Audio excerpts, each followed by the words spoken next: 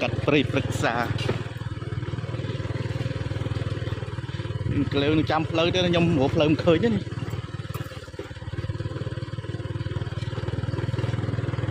chỉ cắt chân tí son nhom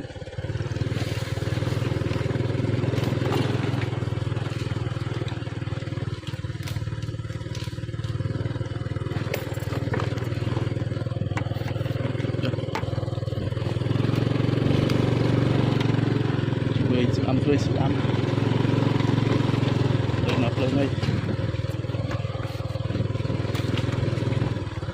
sẽ khăm hai bên chưa tôi sẽ thằng cỏ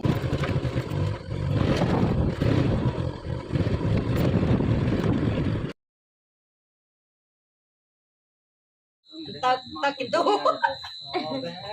ta kịp tu